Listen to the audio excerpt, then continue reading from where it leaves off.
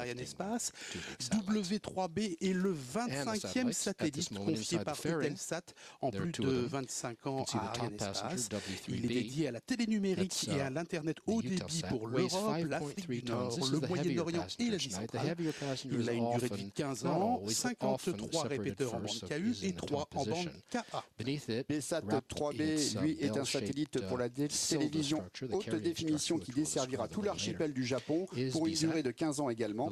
Il s'agit là du 7e passager confié par BSat et de la 40e plateforme Lockheed Martin lancée par Arianespace.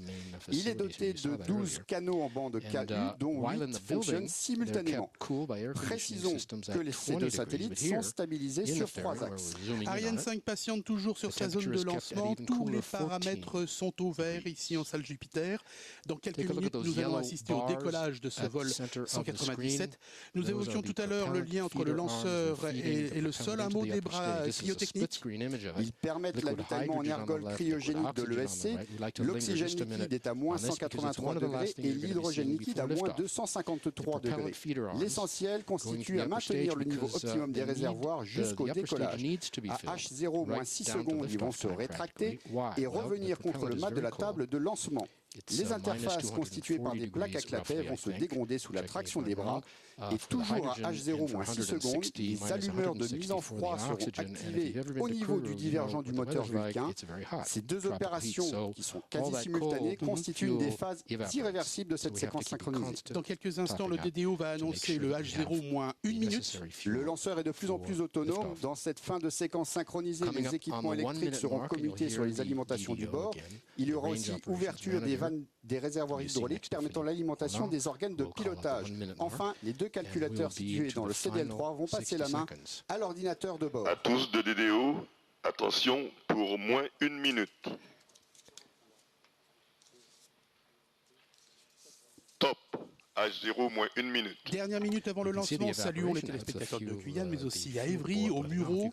Chez nos partenaires en Allemagne, Belgique, Suisse, Portugal, Espagne, Danemark et en Italie.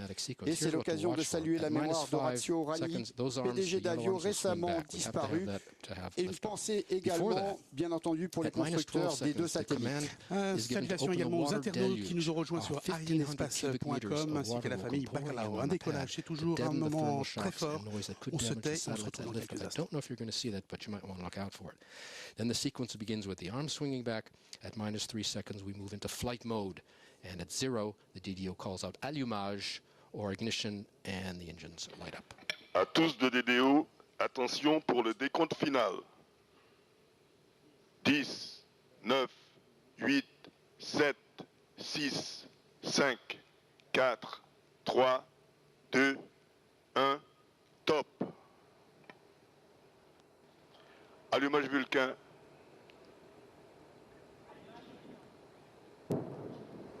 Allumage EAP, décollage.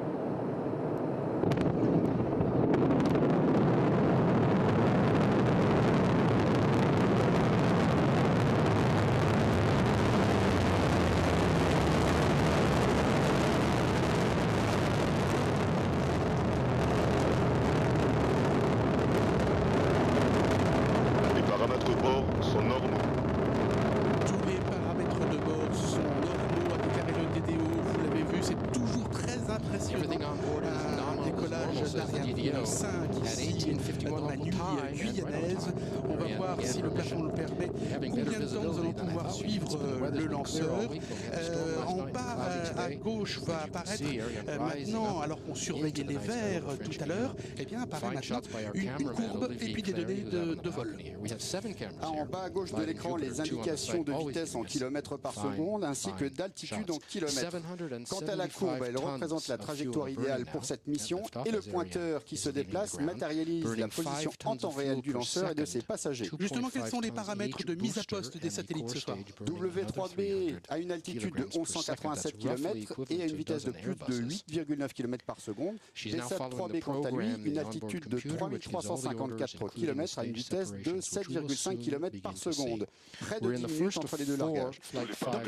Dans quelques instants, la séparation des EAP, ils ont contribué à 90% de la poussée dès le décollage. On rappelle que la poussée totale est de 1500 tonnes et on va le voir, tout ce qui ne sert plus ne doit pas constituer un poids mort pour le lanceur, donc on s'en sépare.